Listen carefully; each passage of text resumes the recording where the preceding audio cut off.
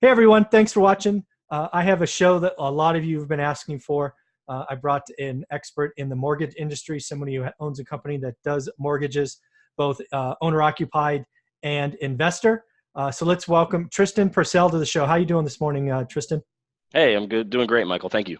Excellent, buddy. So first off, why don't you just tell us who you are, where you are in this investing landscape, where your company is, and all of that. Yeah. So I'm the owner of a local mortgage company here in Fresno called Snap Home Loans, and we're a mortgage broker, so we deal with multiple investors, multiple lenders nationwide, and we do all types of residential mortgages. So we do FHA, VA, we do conventional, we do non-QM, jumbo, investor loans, first-time home buyers, move-up home buyers, and everything in between. Very, very cool. When you say nationwide, does that mean you lend on product nationwide, or your borrowers could be anywhere in the country? Our lending partners are nationwide, right? So we lend right. We lend specifically here in California. We can do mortgages in any part of California, Hmm. and we do that regularly, not just here in Fresno, but all over the state. But yeah, our lending partners, they can be here in Fresno. They could be here in one of the biggest lenders in the country right now is in Detroit, Michigan, that we deal with. United Wholesale Mortgage. Some of the lenders are down south, some are up north in the Bay Area. So it just depends. Yeah, very, very cool. And wanted to ask that because again, you obviously lend a lot in the market that I invest in. I talk about all the time, so I was really looking forward to getting you on this show. So let's start with that first investment loan, right? Lots of people are familiar with owner-occupant, buying their first home. Sure. The people that watch my channel are thinking about getting that first rental property. So why don't you talk about how does somebody go about getting their first rental loan or rental property? Yeah, so from a traditional standpoint, right? I'm not talking about, bringing on investors. I'm not talking about going out and get hard money. I'm talking about a traditional rental property loan, right? Something Hmm. that's, a full underwrite. It's honestly not that hard. Now the caveat is, you have to have money, right? You have to have 15 to 20% down. That's a standard conventional investment loan or non-owner occupied loan. Hmm. So like I said, 15 to 20% down. You have to be employed, right? You have to have a job. Normally, it helps if you already own an investment property, or I'm sorry, normally you own a primary residence. But we have clients who choose to rent and then they buy investment properties, and that's fine too. That's fine too. But like I said, it really comes down to having good credit. You need to have the money, and Hmm. you need to have the income. Okay. Right. Because we run debt, we'll run a debt to income calculation. We can use potential rental income from the property itself that you're buying, but at the same time that it might not be enough, right? Right. So you just having more income is always best, and Wh- having the money is always best from a Why? traditional lending standpoint. Yeah. So why don't we talk about, I know it's really hard. Everybody should call you to talk about their specific criteria, but why don't we give some ranges, right? Talk about, credit score of, above X, reserves Yeah. of X, down payment of X, right? What are kind of the ranges people should be thinking about? Right. So like again, 15 to 20% down. Yep. Okay, you really want probably over 700 FICO score for investment property. Yep. Because all these loans, every loan that's done in this country, it's run through Fannie Mae and Freddie Mac software system, any kind of traditional loan. Hmm. And for investment properties, they're going to hold those loans to higher criterias. Yep. So you definitely want a higher FICO. You definitely need money, right? Like I said, 10 to 15% down. Reserve requirements will be uh, per Fannie Mae and Freddie Mac. So just depending on what the automated underwriting says. And then they also have their own guidelines too on top of that. And some lenders have overlays and things like that. And that's why it's really important to talk to a local mortgage expert Right. who really knows investment property loans, and that can really guide their clients into the right one for them. Yeah. So why don't we talk about debt to income? That's something, lots of new investors will hear. They'll probably be asked for the first time, right? What's your debt to income ratio? Why don't we Sure. explain what it is and kind of where you like to see it? Right. Well, first of all, nobody, should be trying to calculate their own debt to income ratio. Leave that to an expert, Yeah. right? And we have software programs that do it, right? It pulls in the credit report. We can add in rental income. We can add in other debts and liabilities, whatever it is. But let an expert do it, right? Make sure that you're talking to the right person that can get all your information. And that's another thing. The more information that we get from a client, the better answer we can give them. So somebody calls us and says, "Hey, I don't want to run my credit." Well, it's like, okay, then you're not serious about buying, Yeah. right? You're not serious because I need to run your credit. Like that's the truth of the matter. And a lot of people are thinking, oh, it's going to hurt my credit score, this and that. Well, it's not going to hurt your credit score. You'll be fine, right? The banks, they give you a leeway to shop. They can't Yeah. just say like, hey, you can pull your credit score one time for a mortgage and that's it. They can't do that, right? They have to allow you a little window to be able to shop for a mortgage. So as long as you're pulling your credit for a mortgage within maybe 3-4 weeks, then it shouldn't impact your score. The pulling shouldn't impact your score, right? Now, if you're doing other stuff, right, with your credit during that time, that could affect things.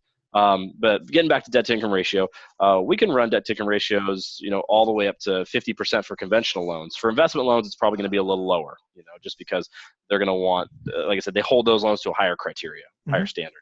Very cool. And just so both you and I know this, but when we say residential mortgages, we're not just talking about single family homes, right? We're talking about all the way up through quads.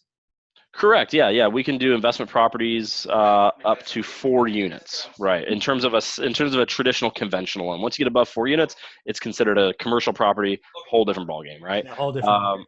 Yeah. And then if you get an FHA loan, I believe VA too, you can go up to 4 units as an owner occupied, right? So you're going to owner occupy 1 unit and rent out the other 3. Yep. So another way people can get into the investment game. They don't have to just go buy a single family home and rent it out. If the situation is right, they can go buy a duplex. They can go buy a 3-plex, a 4-plex. The only caveat is you have to live in one of the units. Right. So, and here in Fresno, I mean, I don't know if there's any 4-plexes I'd want to live in. I'm just, but they're out there, right? Yeah. Some people make their choices, and that's fine. Yeah, exactly. Exactly. So I want to go back to a number you gave earlier, right? 15-20% down. So that's for a house. Is it the same deal for a quad, right? If we come in and find a 4-plex in the Mayfair, it's not, right? So once you get above that single unit, the single family house, down payment goes up 25%. Got it. That's what I thought. Yep. Right, so you're going to want 25% down on a duplex, triplex, or a quad. Correct. Yep. Okay. 25%. Yep. Yeah, because I mean, it's in the it's a risk profile thing. Yeah. So that the lenders, they say, these loans are, more risky, supposedly. Yeah. Well, they still remember. They remember 2006, 7, 8. Yeah. Exactly. Yeah. Okay. So 25% down a duplex and above. I'm curious, what are rates today on investment loans? Are they, let's assume a new investor, lots of income, all of that, perfect credit, or, 750 FICO and above. Are they getting something with a 4 on it today? Yeah. I mean, we just did, I just did an investment loan for a client, a refinance. And let me look here. He got he was the perfect borrower, right? I mean, he had awesome credit scores, very low debt to income ratio. It had a 3 in front of it. So oh my God. It was a high 3s, Was that cash out refi or just recasting the debt? It was a rate and term. Yeah, just a rate and term refinance. Low LTV. He was at about 75% loan to value, on a $276,000 loan amount. And he got himself a great rate. I think he went from like a 5 1/8 to 3.875 is what we got him. So, with the investment properties, it really, with the down payments really impact things. On a primary residence, the down payment, doesn't really impact the rate a whole lot, right? But when you go from 15% down to 20% down to 25% down, 25% is when it really gets good, right? So if you can hit that 75% LTV by either putting down 25%, or when you refinance, you're at 75% LTV, the rate gets a lot better at 25% down or 75% LTV. Very, very cool. Well, I'm going to ask a selfish question because, heck, it's my show. So I'm an individual that owns probably, 40 or so single family homes. Okay. 80 or so apartment units, but I actually own a bunch of single family homes free and clear. Okay. I wouldn't qualify for FHA, obviously, right? Because I have more than 10 loans. I don't think. Are they 10 mortgaged properties? You have 10 mortgaged properties? I would guess I still have 10 residential loans. Yes. Right. Yeah, it'd be difficult. It'd be Yeah. difficult to qualify in a traditional sense. In a Right. traditional sense, it'd be difficult. FHA, I'm not honestly. I'm not too familiar with that. Right. I don't run into too many FHA buyers who own 10 other properties, so Yeah. I really haven't come across that. I wouldn't want to comment on that, but I can get you Sure. the answer. But I know if you're going conventional, Yeah. and you do have 10 properties or more. I think one of Fannie's like 8, and I think Freddie's 10. Yeah. I just can't recall. But yeah, it's a whole different ballgame. Right. It's a whole different ballgame at that point when you're trying to get financing for a primary residence. So at that point, you'd probably go with a non-QM or a portfolio type loan where Yeah.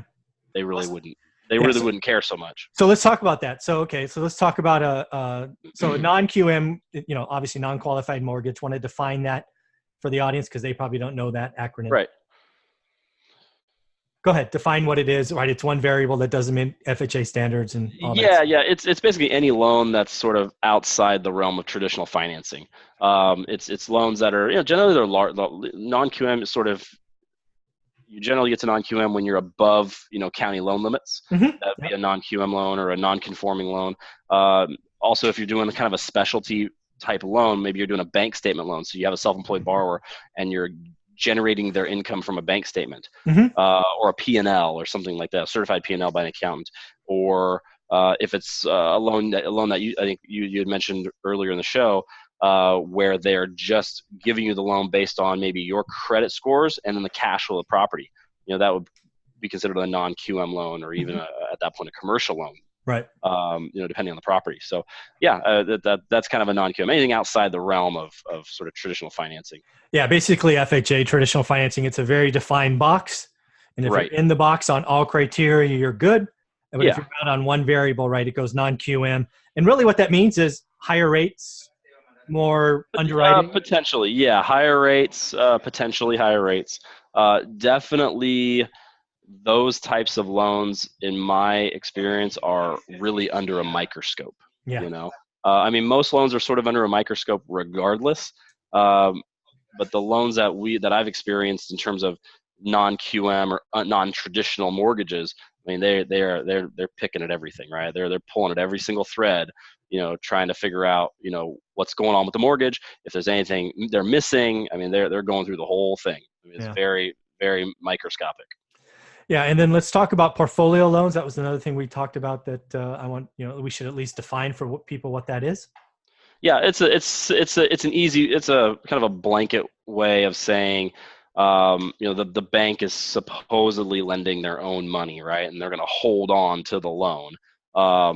With that said, they could say it's a portfolio loan and then they could just sell it. So yeah, it doesn't matter. So a portfolio loan, I guess it's portfolio, non-QM, non-traditional financing. They're kind of all the same. It's all the same stuff. But I guess a portfolio loan, if you went to like a credit union, they would hang on to that loan. Like I have one of my mortgages with Educational Employees Credit Union. It's for an investment property in Hanford, actually.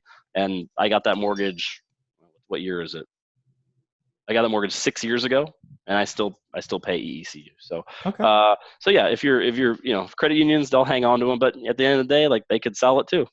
Just depends. They could sell the servicing, they could sell it to another bank, EECU could get taken over by another credit union. It's just all these things happen. Yeah, it's a financial instrument at that point. So now let's talk about what we're seeing going on in the lending game, and I'll give you my opinion. And I'm not meaning to lead the witness. It's just that I see a lot of stuff going on in the lending environment that I think is positive for real estate investors.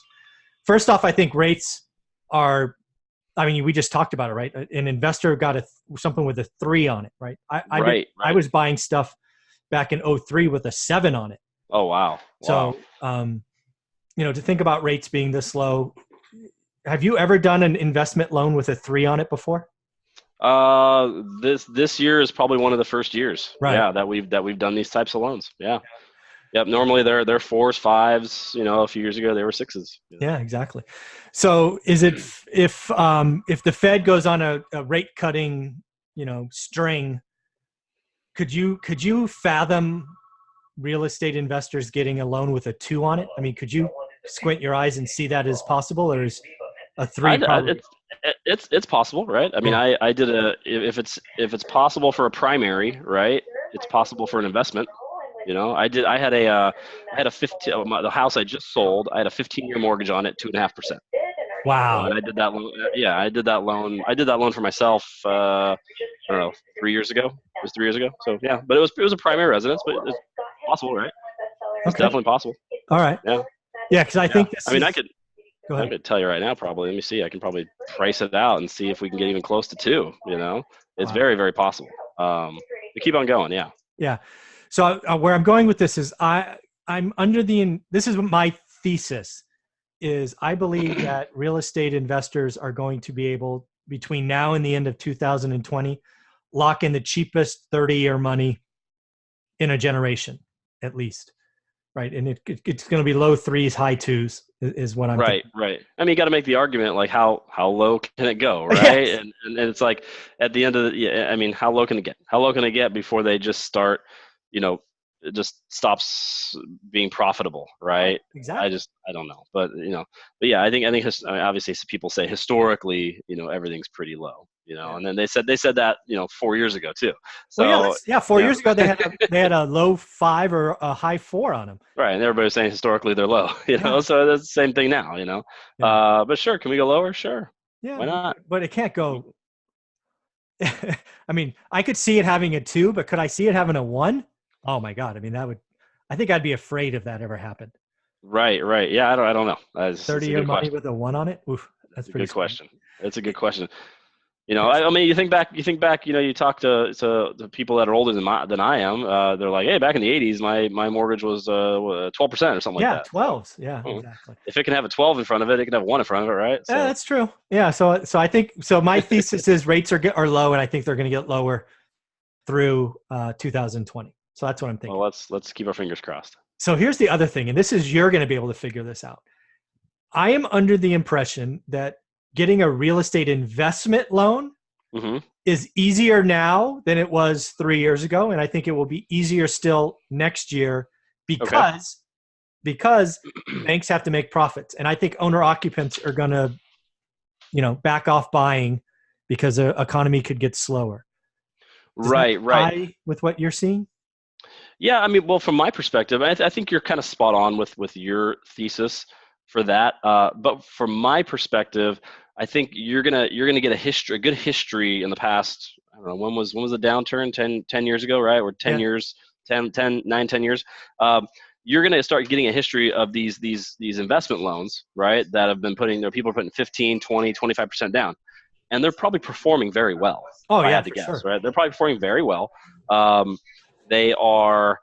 I'm guessing the foreclosure rate is very small on those types of loans, and it kind of goes back to what kind of loan would you make personally, right? Would you Right. rather make an investment loan, an investment property that cash flows and this and that, and the guy's got 25% equity, got a lot of skin in the game, right? Yeah. Um, and yeah, the rate's gonna be higher, right? You get paid a little higher on your money. It's kind of almost a safer bet, right? You have a higher more skin in the game.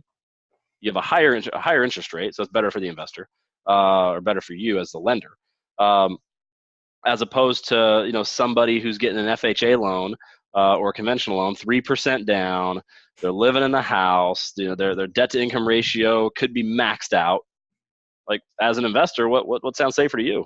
Yeah, As exactly. a mortgage investor, right? If Yeah. you're giving somebody money for the mortgage, I don't know. I'd like that person to have a lot of skin in the game. So, that would make me, sleep at night. So I Yeah. think you're going to get that history of those mortgages, and I think they're performing very well. Yeah, I think they are too. And again, I think what's going to happen is because again, the mortgage industry needs to feed itself with new business, and we're going through probably a nice refi wave right now, which I'm sure you're seeing. Why don't we Right. talk about that for a minute? Right, refis, cash out, just term and rate refis. What do you Yeah. think? Yeah. So there's a huge opportunity for almost everybody who's purchased a home in the past, what last 6 7 years, Yeah, to refinance, right? And there's always numerous reasons why people refinance, and there's numerous ways to gain, through a refinance, right? Number one is cash out, right? If you want to do cash out refinance, pay off debt, maybe you want to take that money and invest it in something else. Maybe it's another property, maybe it's a stock, whatever it is. Rate and term refinances. So obviously lowering your rate. is a big thing.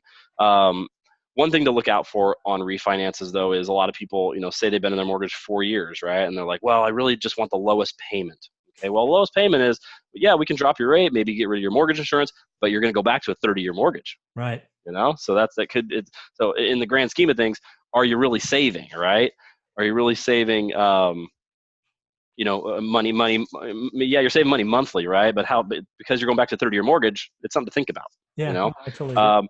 And the opposite too. If you do a rate and term refinance or even a cash out refinance, you can shorten your term. So if you can shorten your term and lower your interest rate, or even shorten your term and keep your same interest rate, that's a win. You're winning. If the goal is to pay off your mortgage faster, that's a win. I remember I did that for my personal loan. I went from a 30-year to a 15-year, and I dropped my rate. My payment went up. It only went up like a couple $100, and so it was worth it. Yeah, shave a decade off your total payments. That's real money saved. Right. Yeah. So in terms of what else were we talking about? In terms of cash out refinances, investor refinances. That's a real niche product. The investor refinance. The buy, rehab, rent, and then refinance. The whole BRRRR thing. Yeah. Somebody put that on Instagram. It is funny. The BRRRR thing. There's mortgage lenders out there that are specifically targeting that business. And they'll give an investor a loan based on their credit score and then the cash flow of the property. So let's just make sure we talk about that one. So are they just lending on the end product, right? Are they the refi at the end? Or are you saying they'll loan on the upfront on ARV of something and maybe portion out the repair money? Or which part of that BRRRR method are they lending on? They are, as far the ones I'm talking about, it's the end. It's at the end, right? So they're doing it at the end. Yeah. I'm sure there are those mortgage investors out there that are, I'm sure there's a product out there for people who want to do the BRRRR thing or the Yeah, it's called hard money. Right, exactly. So yeah, that's it's people. I know investors have been clamoring for that product, to be able to pull out pretty much all the money that they have in their rental property, which is great for the investor. If it works out for the bank, that's great too. I'm guessing the bank's going to want appraisal on the property, and they'll probably want 30% equity and all that. So, which is fine. That's totally fine. Well, very, very cool. I know a lot of people that watch this channel kind of focus on Fresno, the Central Valley. That's where I am. That's probably why they do that. So how can somebody get a hold of you, Tristan, figure out what their options are and all of that? How can they get a hold of you, follow you, all that good stuff? Yeah. I mean, I'm on Facebook, just Tristan Purcell. I'm on Instagram, Tristan Purcell. They can get a hold of my office at 559-234-2224. Just Google us, Snap Home Loans. It comes right up. So you can be anywhere in the country and Google us, and then it'll come right up. As long as you want to buy here in California, we can help you. Awesome. One more time, Tristan, on the phone number. This time a little bit slower. Okay, sure. It's 559-234-2224, which is our office line. Excellent, Tristan. Well, thank you very much for doing this. It's been a lot of fun. Thank you for taking some time out of your busy day. Of course, man. Happy to help. All right, buddy. Thanks. All right. Take care.